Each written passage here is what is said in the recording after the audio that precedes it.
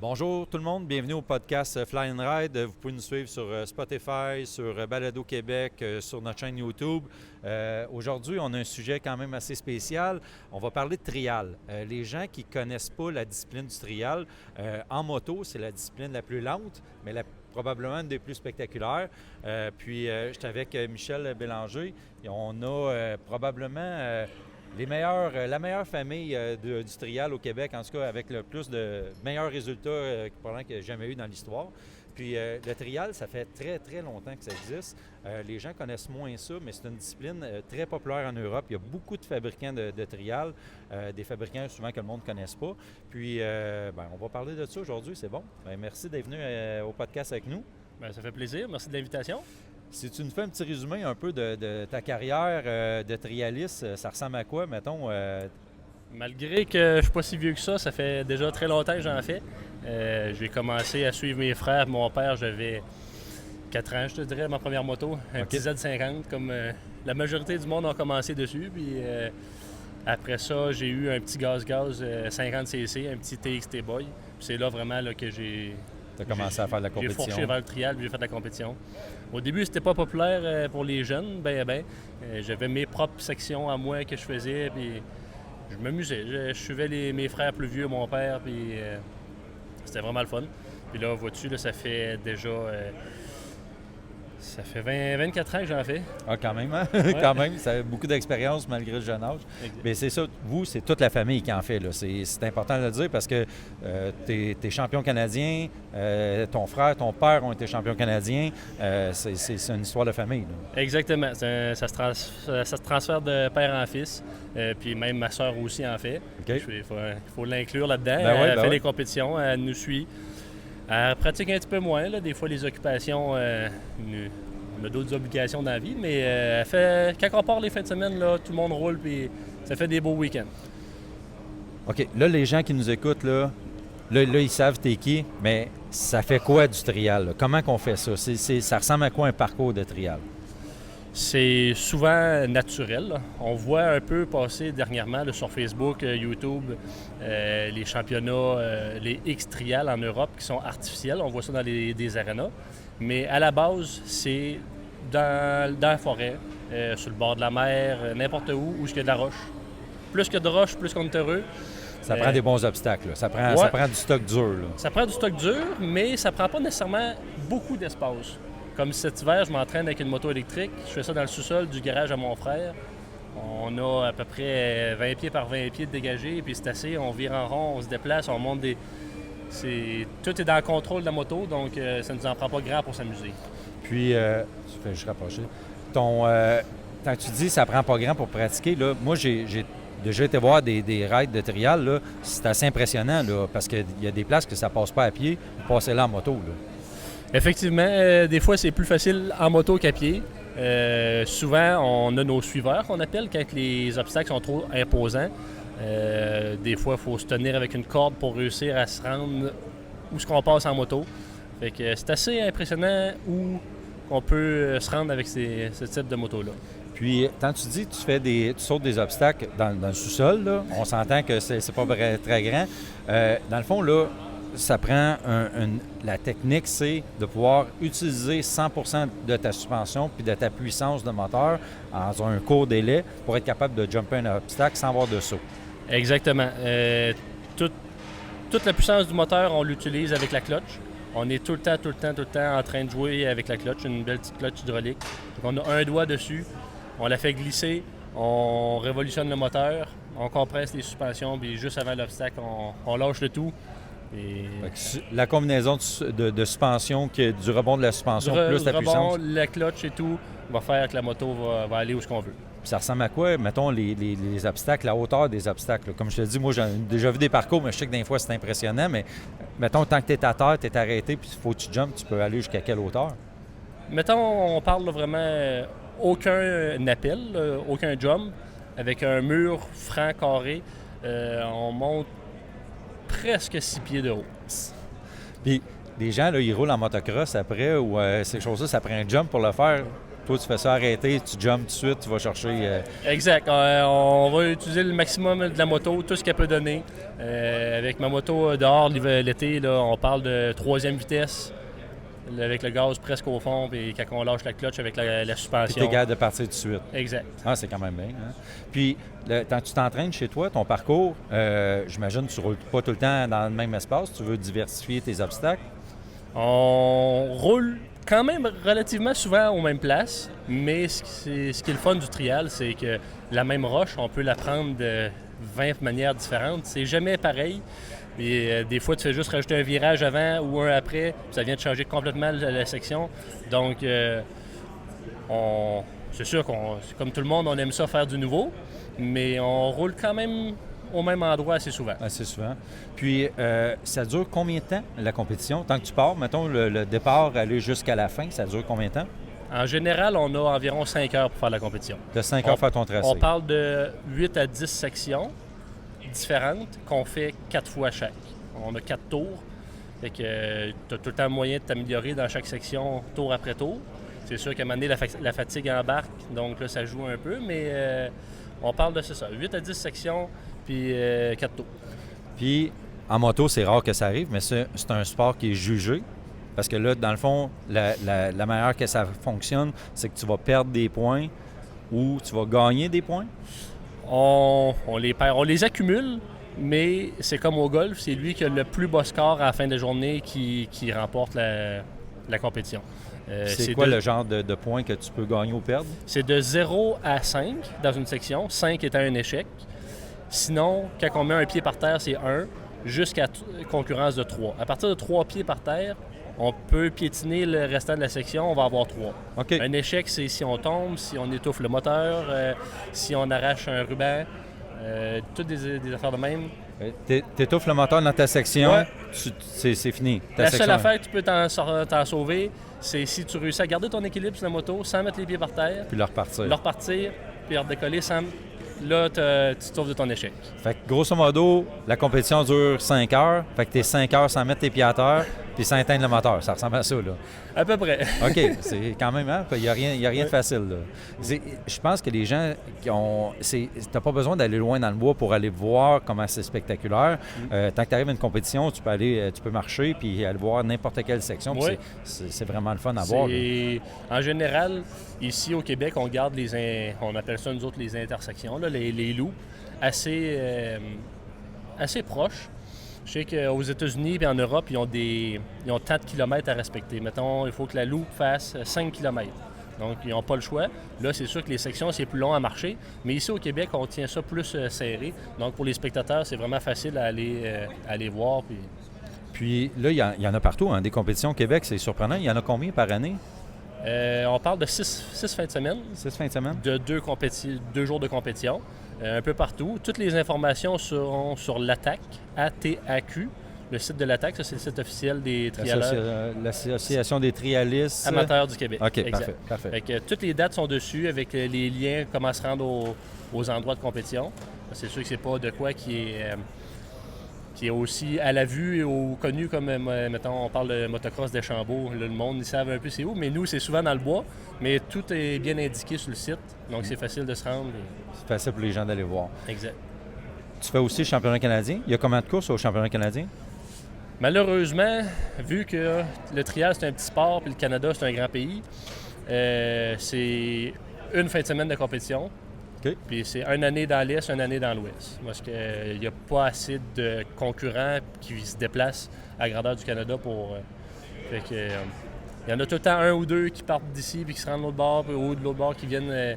mais comme là, l'été passé, c'était présenté à Notre-Dame du Portage, okay. Sur notre terrain...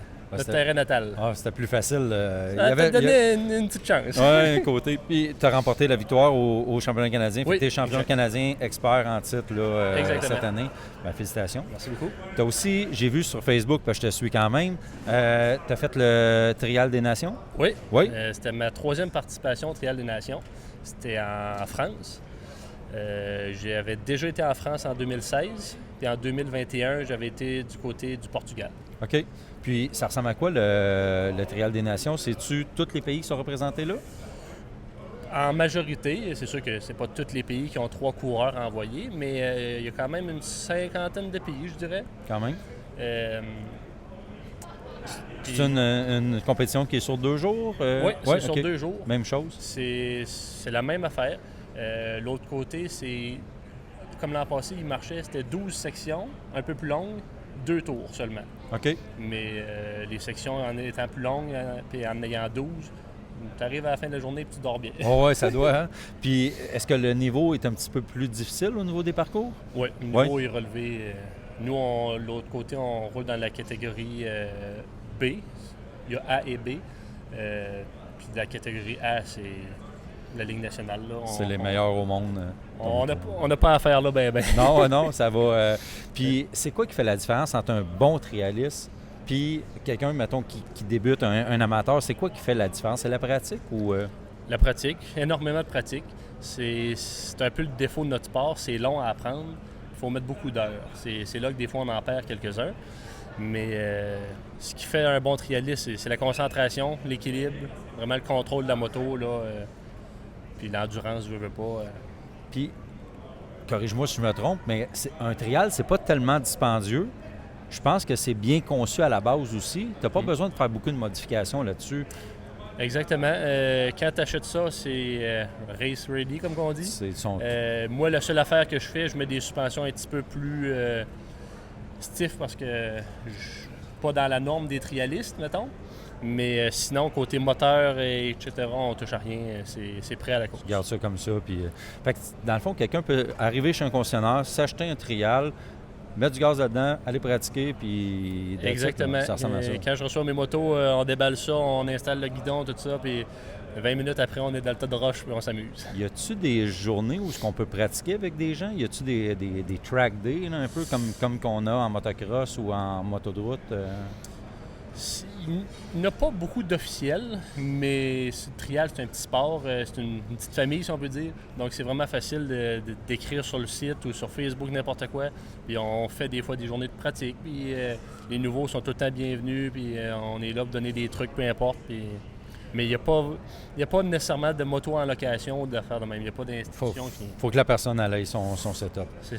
Tu dis que c'est un petit sport. Ça ressemble à quoi, mettons, une fin de semaine de compétition? Il y a combien de participants? Dans nos bonnes compétitions, on joue entre 40 et 50 coureurs. Quand même. C'est petit, mais pas, on n'est pas juste 2 au Québec à l'en faire. Fait que c'est quand même le fun, mais c'est ça. Je dirais entre 40 et 50 là, nos compétitions au Québec. C'est bien. Puis, entre 40 et 50 dans toutes les catégories, il y a combien de catégories? Il y a 6 catégories. Okay. Il y a vraiment les minimes avec les petites motos électriques, vraiment pour initier au sport.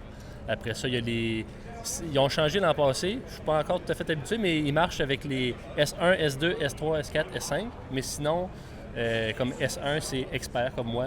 Après ça, il y a avancé, intermédiaire, junior, novice. Tout le monde est ensemble. Exactement. Il n'y a pas de filles, gars, il n'y a pas d'âge, il n'y a rien. C'est ton niveau. Tu cours dans la catégorie qui te plaît. Puis... J'ai vu une couple de trialistes. Il y en a qui sont pas jeunes. Là. Il y en a qui ont commencé tard, mais il y en a qui en ont fait longtemps. Ça ressemble à quoi, des fois, les âges des personnes les plus vieilles? Le plus vieux que j'ai vu, c'est cet été au Rhode Island, au National US. Monsieur du BC, 82 ans. Ah, tabarouette, OK. Puis il a fait tout le national américain. Il s'amuse, lui, il débarque là avec sa grande caravane, sa moto. Lui, il suit toutes les trials, puis il s'amuse. Il roule dans les petites catégories, il est bien heureux. Puis c'est facile. Ben, en fait, c'est-tu dangereux ou ben non, tu peux-tu te faire bien mal? Tu peux-tu te blesser? Ben, rendu à cet âge-là, il y a tout le temps moyen de se faire mal. Mais vois-tu, je vais toucher du bois, il n'y en a pas, mais en 24 ans de carrière, je me suis rien cassé, j'ai rien eu de majeur. Comme je disais un peu plus tôt, quand il y a des grosses roches ou des grosses marches, on met quelqu'un en haut pour attraper la moto. Au moins, si on tombe, on n'a pas à guetter la moto qui nous arrive sur la tête. C'est sûr que... On saute en bas, on se garantit. Puis tu commences pas non plus sur les plus grosses affaires. Tu sais, quelqu'un qui va arriver, on le fera pas inscrire expert. Il va commencer novice. On apprend à tomber sur des plus petites affaires, puis à un moment donné, là, tu montes. Puis... Il n'y a pas beaucoup de blessures. Puis, là, je vois beaucoup de manufacturiers quand même. Il y a de plus en plus de manufacturiers, beaucoup de manufacturiers européens. Il y a du 2 temps puis du 4 temps. Il y a des motos électriques. Toi, tu as roulé avec pas mal tout. Je pense qu'ici, en fin de semaine, en plus, tu fais un show toute la fin de semaine à plusieurs reprises. On est au salon, puis c'est impressionnant de voir ça. Mais moto électrique, on peut faire ça en dedans. C'est quoi ton préféré? L'électrique, le 4 temps, le 2 temps? Ça va rester le 2 temps encore. Le 4 temps, comparé au motocross, il n'y a pas d'avantage dans le trial. Nos 2 temps ont déjà tellement de torque. Les flywheels sont grosses. C'est loin d'un motocross. Ça reste une moto, mais donc le petit kick du 2 temps, on ne le retrouve pas nécessairement avec le 4 temps. On a un petit peu plus de légèreté. On parle de 5 à 10 livres selon les modèles. Électrique, ça va venir très intéressant. C'est déjà un très, très bon produit. Mais j'ai une petite préférence encore pour le 2 temps. Encore, il faut que ça sente le gaz encore, que ça soit le fun. Puis, mais ça l'aide beaucoup pour l'entraînement, par contre. Là, parce que, comme tu disais, tu peux en faire à l'intérieur. Exactement. Les salons de la moto, ils ne veulent plus de moto à gaz. Tu roules dans ton sous-sol. Tu peux rouler 1 heure de temps si tu veux. Tu n'auras pas de nuages bleus. Puis puis en plus, pour les droits de passage partout, puis aller faire des compétitions, moins qu'il y a de bruit, mieux que c'est plus facile. C'est souvent des terrains privés, mais oui, effectivement, ça va venir de plus en plus compliqué, je suis sûr. Puis les motos électriques vont prendre le dessus peu à peu. Oui, c'est sûr. Puis je pense que les manufacturiers sont capables de nous faire des motos qui sont plus adaptées, puis peut-être moins. Ça pèse combien un trial? On parle d'autour de 145, 150 livres. 150 livres, puis c'est les cylindrés, ça ressemble à des... Ça part de 50, 80, on a des 125, 200, 250, 280, puis 300. OK. Et 300, c'est pas le plus gros, là. Autant 4 temps que 2 temps. Là. Exact. C'est ça. OK. Y a-t-il une raison pourquoi ils font pas des plus grosses cylindrées? C'est juste parce que le besoin n'est pas là? Je pense que c'est ça, le besoin n'est pas là. Ils réussissent à aller chercher la puissance qu'ils ont besoin amplement avec le 300, puis en restant compact et assez léger. Moi, j'ai vu, tu sais, j'en ai possédé un, j'avais un Beta 280. Il y a bien des gens qui vont rajouter des réservoirs dessus supplémentaires pour avoir un peu plus d'autonomie. Il y a moyen de faire des sentiers aussi un peu avec un trial. Oh, oui, j'ai déjà participé à 2 compétitions d'enduro et c'est surprenant un trial ce que ça peut faire. C'est sûr que dans le champ, les autres te perdent, mais quand tu arrives dans le bois, par exemple, ça travaille bien. Dans le technique. Là. Fait que non, pour faire du sentier, là, ça va très bien aussi. Ça fait bien du sens.